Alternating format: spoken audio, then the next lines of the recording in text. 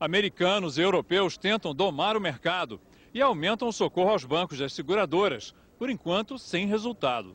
Embora muitas instituições financeiras nos Estados Unidos e aqui no Reino Unido já tenham o controle acionário praticamente em mãos do Estado, Citigroup nos Estados Unidos, mais AIG, aqui no Reino Unido, RBS e Lloyds, ainda assim há uma relutância nesses dois países em chamar esse processo de nacionalização e muito menos de estatização.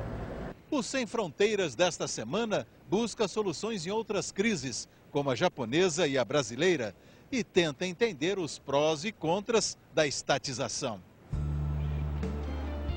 O governo Obama é contra a ideia de estatizar os grandes bancos americanos. Estatização que aqui é chamada de nacionalização. Mas na prática foi o que acabou tendo que fazer na semana passada, ao fechar um acordo com o Citigroup, pelo qual o governo se tornará o maior acionista do banco, detendo entre 30% e 40% das ações. Parte do dinheiro que o governo emprestou recentemente para manter o Citigroup funcionando, 50 bilhões de dólares, será convertido em ações. Outro grande banco em dificuldade, o Bank of America, resiste à ideia de fazer o mesmo, mas recebeu 45 bilhões de dólares do governo, que também se tornou o maior acionista do banco. Cresce a pressão para que Obama siga o exemplo da Suécia, no início dos anos 90, e estatize os grandes bancos para saneá-los e devolvê-los à iniciativa privada. O secretário do Tesouro, Tim Geithner, alega que o sistema bancário americano é infinitamente maior que o sueco, o que é verdade, e por isso seguir o exemplo da Suécia seria inviável. O problema é que Washington vem jogando bilhões num buraco sem fundo para tentar evitar que o sistema financeiro quebre. Esta é a terceira operação de salvamento do Citigroup. Outra grande firma que passou ao controle do governo, a seguradora AIG, já consumiu 150 bilhões de dólares e não se recuperou. Agora o governo anuncia a quarta intervenção na AIG, mais 30 bilhões de dólares. Com o aprofundamento da recessão, as dificuldades dos bancos são cada vez maiores. Os dois mais comprometidos, Citi e Bank of America, já são chamados na mídia de zombies, mortos-vivos. Até ultraconservadores, como o ex-presidente do Banco Central, Alan Greenspan, defendem a nacionalização parcial dos bancos para estancar a crise financeira. Mas Obama resiste. A posição ambígua do governo, apesar da exceção aberta ao Citi, criou um clima de incerteza e derrubou as ações dos bancos e do mercado acionário como um todo. O índice Dow Jones caiu a metade do que valia há um ano e meio. A impressão é que o buraco no sistema financeiro é muito maior do que se imagina e o governo não sabe o que fazer. O Sem Fronteiras conversou em Nova York com Mary O'Grady, colunista do Wall Street Journal. The process that they're pursuing is not solving the problem. That to me is a bigger problem than the government being the owner. It's not solving the problem because it's not allowing markets to clear. And on the other hand, you're putting more government in charge, which means that a lot of the lending decisions can be politicized, which is very dangerous with banks. And so for those reasons, I think that the Citibank deal is a really bad idea. Do you think that they could follow the example of Sweden? Well, you know, a lot of people talk about the Swedish example, but in the Swedish example, there wasn't such a politicization of the problem, I think. And I think that that won't work here. I think really what you do is send a very clear signal to the markets and to the bankers themselves that management is going to be removed. I mean, shareholders are already pretty much wiped out, but that management is going to be removed and that the institution itself will be dismantled. That I mean, you could have a Citibank in the end, but it would be much smaller. And many parts would be sold off.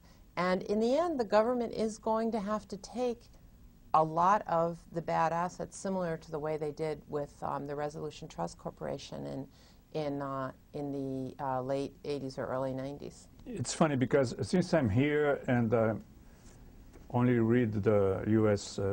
Media and follow the U.S. media, it has become normal. The government decided today to spend another 30 billion in AIG and another 50 billion here and another 100 billion there. And people in Brazil ask me, but where is this money coming from?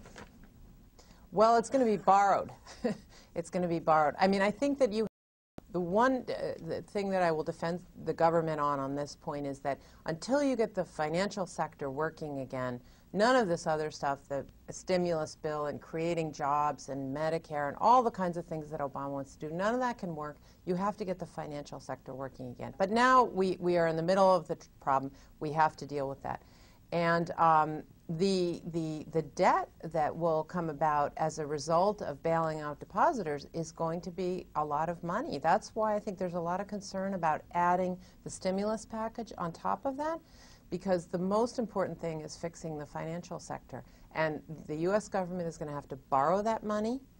And if they cannot, if we don't start to grow, because obviously if you grow, you can grow your way out of a lot of debt.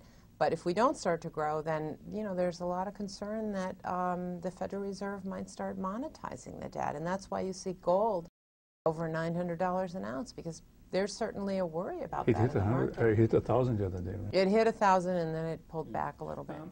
Do you see the possibility of a backlash, a political backlash, and the Republicans coming back to majority in Congress? I do see that. I don't know if I would call it a backlash, but if you look at the stock market right now, as I said before, I mean, if capital goes on strike in the U.S., there's no way that the government can force it to come out of where it's hiding, you know. I think of that expression, you know, the beatings will continue until morale improves. You know, you can't force those productive... Possibility of a backlash, a political backlash, and the Republicans coming back to majority in Congress? I do see that. I don't know if I would call it a backlash, but if you look at the stock market right now, as I said before, I mean, if capital goes on strike in the U.S., there's no way that the government can force it to come out of where it's, you know. I think of that expression, you know, the beatings will continue until morale improves. You know, you can't force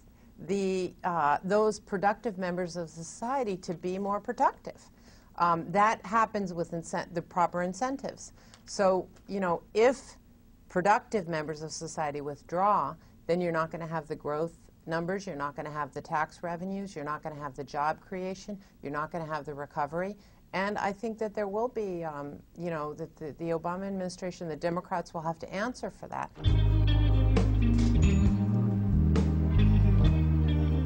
O centro financeiro de Londres, a City, é o paraíso dos bancos. Em poucos quarteirões neste pedaço da capital britânica, se concentram mais de 700 bancos e instituições financeiras internacionais. Alguns estão aqui pela tradição da City, mas uma grande leva se instalou a partir da febre de desregulamentação da ex-primeira-ministra Margaret Thatcher. Ela espalhou a filosofia que cresceu também do outro lado do Atlântico, com Ronald Reagan, de que governos devem manter distância da economia e deixar o mercado solto. Nada mudou com a chegada ao poder de Bill Clinton e os democratas, ou dos novos trabalhistas britânicos, tão distantes da herança socialista de seu partido, quanto é o governo Lula dos princípios originais do PT. Tudo foi bem, até que foi mal. E aí foi muito mal, porque os bancos com rédeas soltas acabaram fazendo besteira. Foi o que aconteceu com este banco aqui, o RBS, ou Royal Bank of Scotland. É o maior banco do Reino Unido, um dos maiores do mundo. A exemplo de seus similares americanos, enfiou os pés pelas mãos com hipotecas que não foram pagas e derivativos que não derivaram nada de bom. Resultado, um prejuízo histórico recém-anunciado de 24 bilhões de libras, cerca de 35 bilhões de dólares. Isso em um só ano. Há gente que desconfia da existência de problemas mais sérios ainda aí dentro. No ano passado, o governo deu bilhões de libras ao RBS em troca de ações e promessas de que o banco iria voltar a emprestar. Pouco adiantou. Com mais dinheiro público investido na semana passada, o governo agora controla 75% do megabanco. Passou também a garantir empréstimos do RBS até o equivalente a 450 bilhões de dólares. Só que o governo se mantém fora da administração do banco. nomeia a diretoria. Não gostou, por exemplo, quando o executivo-chefe Fred Goodwin deixou o cargo agora com pensão equivalente a R$150 mil por mês, pelo resto da vida. Mas Gordon Brown nada fez, porque os diretores privados autorizaram a pensão. Apesar de controlar 2/3 das ações do RBS, o governo britânico foge da palavra nacionalização ou estatização. É como se ela provocasse alergia num sistema imunológico ainda cheio de anticorpos da era Thatcher. Nationalisation, I think, is one step too far. It might be an inevitability, not a solution. Eu acho que ela pode ser uma solução de curto prazo, porque existem países como a própria Suécia que nacionalizou os bancos, depois os vendeu em 10 anos, gerando lucro para o taxpayer. Eu não vejo ela como a solução final, mas ela com certeza vai fazer parte da solução para a crise que nós estamos vivendo hoje. Na França, onde existe uma longa tradição de intervenção do Estado na economia, o presidente Sarkozy fundiu 2 bancos privados, Caisse d'Épargne e Banque Populaire, e nomeou a direção. A Irlanda acaba de nacionalizar o Anglo-Irish Bank. A Alemanha fez o mesmo com o banco hipotecário Hypo. E o governo de Angela Merkel já aprovou lei no parlamento para nacionalizar outros bancos se houver ameaça ao sistema como um todo. O Sem Fronteiras em Londres procurou o economista Graham Turner, especialista em bancos na consultoria GFC e autor do livro O Aperto de Crédito. The government took over Northern Rock, 100% ownership. Now it owns 75% of RBS, and it's increasing its participation in other banks. It's nationalization, so why the hesitation to call it that? Ideological? It's ideological. It's also an admission of failure. I mean, it's almost a charade. They're trying to pretend that they haven't nationalised these banks when they have, just to make it look as though things aren't as bad as they really are. I mean, nationalisation is a big statement. It says, look, this bank has failed in the private sector. Our policy has failed. By keeping some semblance of private sector involvement, you're creating an illusion. What do you see as the pros and cons of nationalising banks? Well, the big advantage of nationalising banks is that you use the government's balance sheet. So you provide an explicit guarantee for the bank's borrowings, its liabilities. You had a great experience with dealing with the Japanese crisis because at that time you used to work with a Japanese bank. What do you think the lessons are there now? What are the mistakes that are being repeated? We're making exactly the same mistakes as the Japanese. There are many American economists who think we're different from the Japanese, but we're repeating not only the same mistakes. I was making bigger mistakes. I think they did tackle it aggressively, but the problem kept running away from them. But every time they wrote off some of the bad debts, every time they rescued some banks, more banks got into trouble because they didn't get borrowing costs down quickly enough. And that was the fundamental lesson about the Japanese crisis. Now, what the Japanese governments did is something very similar to what President Obama is doing, which is that it spent vast sums of money trying to bail out banks, trying to revive the economy. And these increases in government borrowing stopped borrowing costs from coming down. Effectively, the government was in there borrowing such a large amount of money that it crowded out the private sector. And this is exactly the opposite policy from what Keynes would have prescribed in the 1930s. That he said then it was more important to get monetary policy right, to get interest rates down, than it was for governments to spend its trouble. And so, in a sense, the Americans are making the same mistake as the Japanese, and they're not following the correct Keynesian prescription. So you think that if they keep going the way they're going, they're not going to sort out the problem? Absolutely not. We're going to end up with a massive debt burden within the public sector that will take generations to pay down, and we won't have solved the problem either. And you know, in that respect, we're going down a far more dangerous path than even the Japanese, because the borrowing levels that we're now starting to see under this current administration in the United States are much higher than even the very large borrowing increases that we saw in Japan during the 1990s. No Brasil, o presidente Lula torna a dar conselhos aos países ricos e sugere que os bancos sejam estatizados. Será que os países ricos vão continuar apenas colocando dinheiro com o intuito de salvar bancos? Ou será que alguns países terão coragem, sem medo da de estatizar os bancos, recuperá-los. Na década de 90, um vírus da família desse que infectou o sistema bancário nos países avançados passou pelo Brasil, bem antes da expressão subprime surgir no noticiário. Foi quando a derrota da hiperinflação pelo Plano Real pegou alguns bancos no contrapé.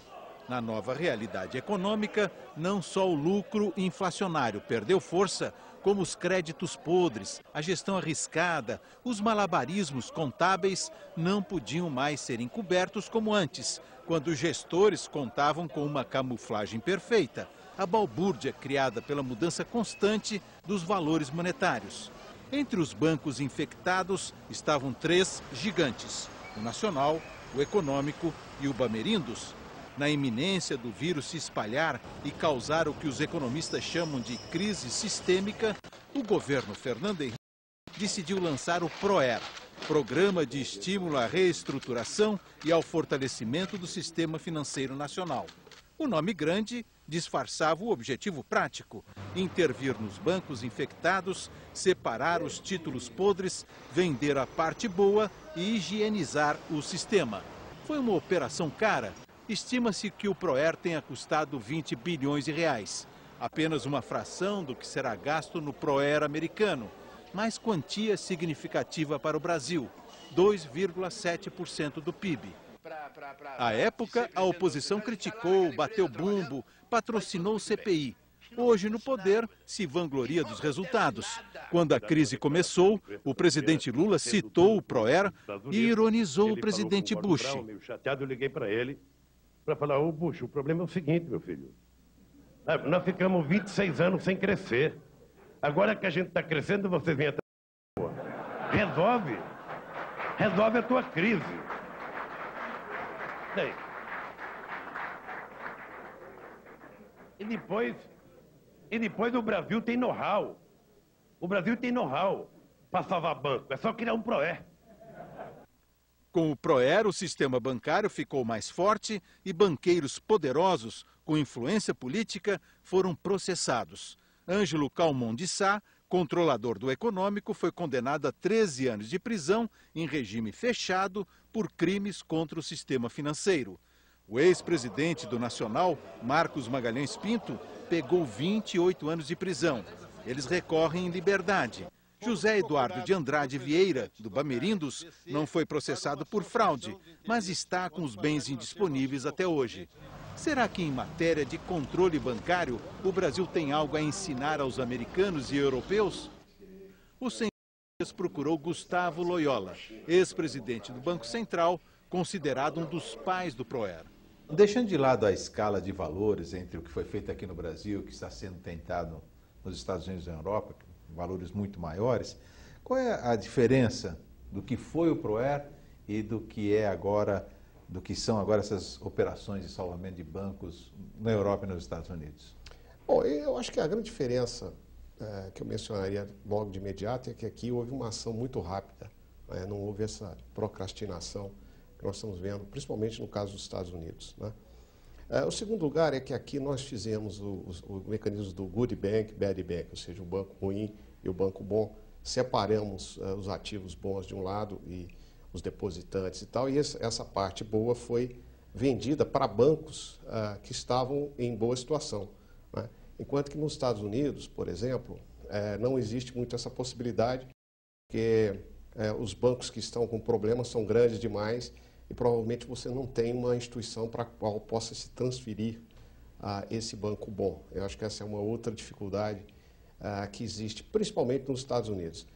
Um outro problema também, né, é que da outra forma tradicional de resolver, que seria a nacionalização temporária, aparentemente existem restrições, inclusive ideológicas, nos Estados Unidos.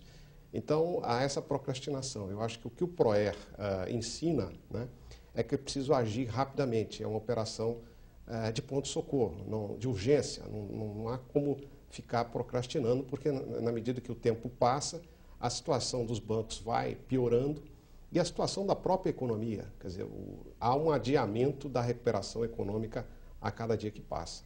E por que lá fora, aparentemente, a injeção de dinheiro, de recursos, não funciona?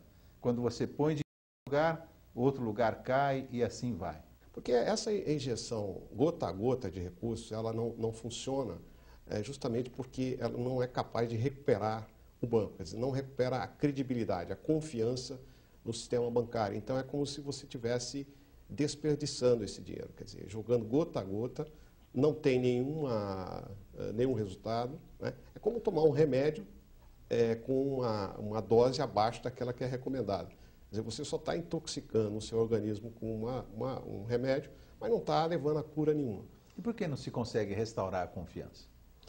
Exatamente por isso. Por exemplo, no caso do PROE, o que se fazia era uma operação no fim de semana. Na segunda-feira, o banco reabria com uma nova placa e o público sabia exatamente que aquele banco era um banco novo e que não tinha nada a ver com o banco velho e que podia confiar. Nos Estados Unidos, nós estamos vendo uma situação a cada semana ou a cada dia se anuncia perdas do banco A, banco B, banco C, ou seja, há sempre uma surpresa ruim, né? Então, como essa surpresa ruim ocorre, não se restaura a confiança.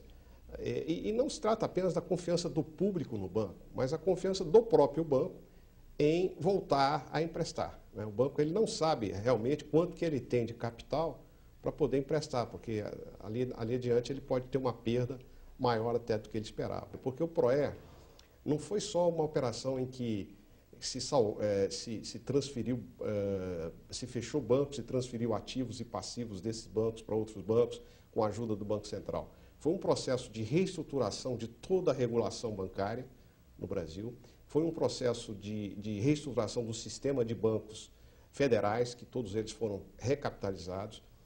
Foram as ações dos bancos estaduais, né? E foi a adoção pelo Brasil de normas mais rígidas de supervisão bancária. Então, esse conjunto todo é que nos dá tranquilidade hoje, que dá tranquilidade ao sistema bancário brasileiro, mostrando que é um dos mais sólidos do mundo. O governo dos Estados Unidos já comprometeu 9 trilhões de dólares na recuperação dos bancos. O Federal Reserve, o Banco Central, é o maior emprestador. Na prática, o sistema financeiro, pelo menos temporariamente, está estatizado. A questão não é nacionalizar ou não o sistema bancário, mas agir rapidamente. E é o que o presidente Obama não está conseguindo fazer para que os bancos voltem a emprestar para dinamizar a economia. Por enquanto, europeus e americanos só correm atrás do prejuízo.